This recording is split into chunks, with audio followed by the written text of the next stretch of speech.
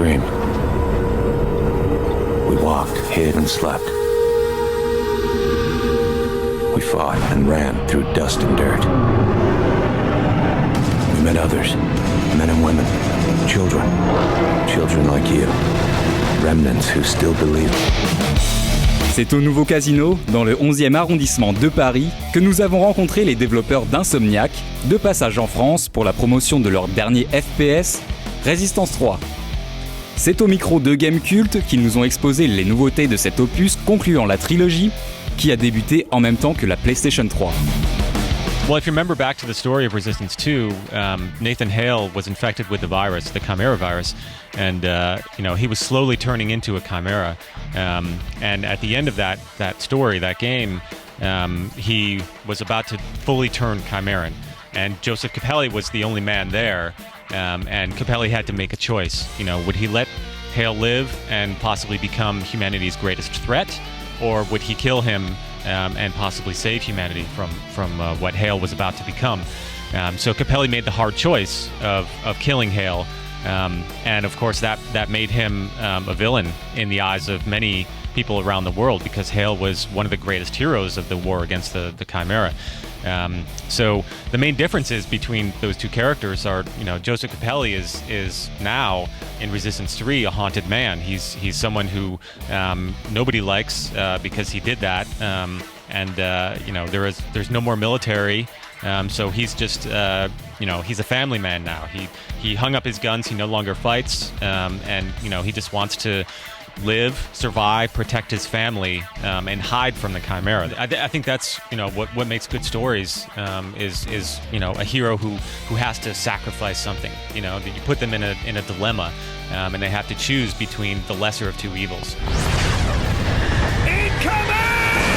Après quelques heures passées sur ce Résistance 3, la première chose, c'est qu'il est clair qu'il ne faut pas s'attendre à une révolution, même s'il y a quand même des changements assez profonds. Le premier, c'est tout d'abord le changement de héros.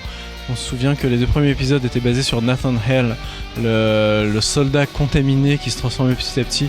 Là, on n'entendra plus parler de lui. Maintenant, c'est Joseph, alias Joe, le personnage principal.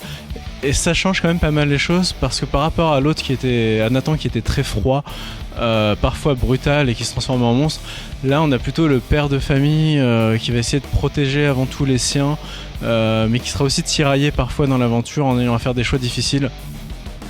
We really want to show the human element, the survival. You're the last. There's barely any humans left on the planet, and so we give moments where we let the player kind of take it all in. We kind of show the atmosphere. You can meet different pockets of survivors along the way, and you kind of see their struggle.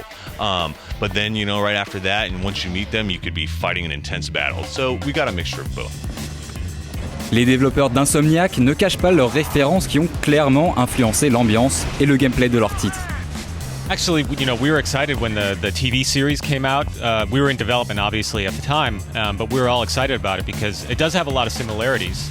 Like you said, it was about a man and his family, and I think that's something that a lot of people picked up on and kind of, they like the emotion, the drama that brought out. It's not just about people with guns fighting against zombies. The Walking Dead is about people trying to survive and the relationships that they have with each other under this extreme stress of these zombies that are alive in the world. So that's one of the things we wanted to capture, is that drama of just humans and how each one of us would do different things in order to survive when the chips are down.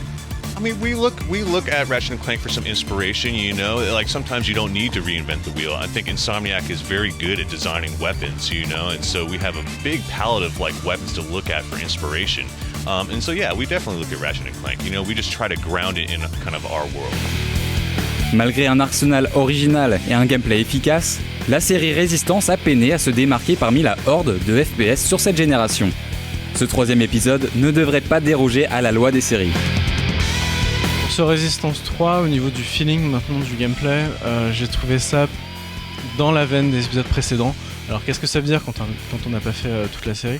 C'est que c'est un FPS vraiment grand public, on combat des aliens, on a des armes futuristes et ça blast. C'est pas spécialement difficile, le mode normal est vraiment à la portée de tout le monde et on est très vite lâché dans les combats avec des gros boss à affronter, Voilà, c'est vraiment le champ de bataille où ça pète de partout, on a des alliés qui vous aident. Bon, c'est des choses assez classiques dans les FPS actuels, mais ça fonctionne. En tout cas, la maniabilité pose pas de problème. Le personnage est très maniable, la visée se fait sans souci. Et en plus, voilà, ça je l'ai pas encore essayé, mais du côté des options, on a la 3D et le PlayStation Move, maintenant en standard sur tous les gros jeux PS3. Donc pour ceux qui préfèrent aussi ce type de maniabilité-là, il y aura l'embarras du choix. One of the big things that with Resistance 3 is we brought back the weapon wheel. And so now you can carry up to 11 weapons by the time you get to the end of the game. And so with that too, we also have the new weapon upgrades. And so each weapon can be upgraded twice, and they add additional functionality. So, for example, something like the shotgun, like starts out just kind of like a standard shotgun, but the first upgrade level gives you incendiary rounds. So every time you shoot one, it shoot an enemy, it sets them on fire. You know, the second upgrade does this big blast fire damage. It sets a whole group of guys on fire. One of our new weapons, one of my favorite weapons, is the Mutator. And it's kind of this hobbled together weapon that kind of shoots out this green goo. And when it hits an enemy, it kind of like mutates them into this blob and they'll blow up, right? Now, if you upgrade it, that enemy who kind of mutates will run after other enemies and blow up and infect them. Ce que j'ai aimé, en tout cas pour l'instant, c'est la possibilité d'upgrader ces armes. C'est-à-dire que comme dans les Ratchet & Clank du même studio, les armes vont gagner des levels au fur et à mesure. Plus on les utilise, plus elles vont devenir puissantes. Et on pourra aussi choisir des upgrades pour ces armes. Donc il y avait déjà le tir principal, le tir secondaire, souvent assez original. Et maintenant il y aura en plus ce système là qui apportera finalement pas mal de combinaisons possibles, et avec 2 upgrades par arme et la possibilité d'en transporter toute une pelletée, le joueur va vraiment pouvoir laisser libre cours à son imagination dans les combats en utilisant les armes de son choix et les upgrades de son choix pour rendre tout ça un peu plus ouvert, un peu plus fun. Résistance a séduit les amateurs de multijoueurs avec une coopération au sein de la campagne du premier épisode, des missions coopératives et un online avec de nombreux joueurs dans le second. Ce troisième Résistance reprend ses ingrédients et vise une recette équilibrée. You know, in Resistance 2, we kind of had 8-player co-op, which is kind of class-based, and people really liked that a lot. But one of the big kind of complaints or vocalizations from the community is they miss being able to play through the story campaign with their friend. And so we definitely wanted to make sure we included that this time. And so you can play online co-op with your friend, or you can play split screen with your friend. And that way you guys can experience the story campaign together. So this time around, one of the biggest things is we shrank the player count down. You know, Resistance 1 was 40 players, Resistance 2 was 60 players, and so we've shrunk that down to 16 players. So it's one of the biggest things, and one of the reasons we did that is that we really wanted to show off a lot of the new weapons that we have. And we have a lot of new abilities in multiplayer. Like, we liked Resistance 2's co-op, and since we didn't have that in Resistance 3, we took a lot of those ideas of classes and kind of made those abilities that you could use in multiplayer. Along with that, we have a bunch of new multiplayer modes. We have the standard team deathmatch and deathmatch modes, but we also have a new mode called Chain Reaction, and a mode that we kind of redid from Resistance 1 called Breach.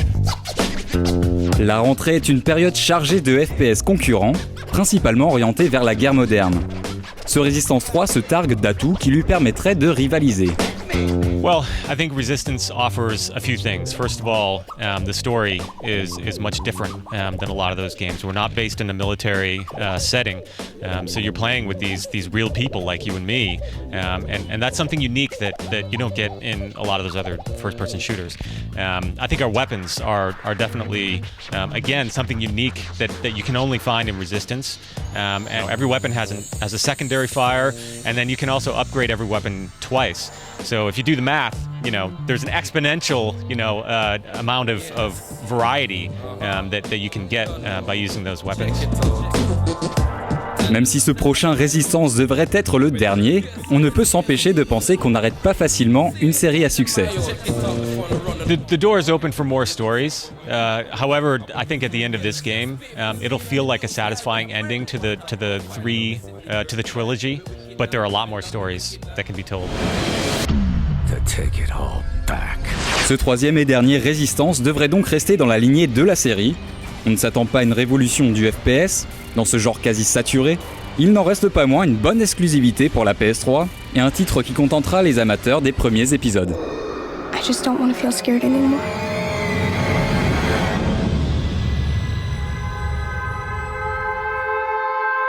You are the Resistance.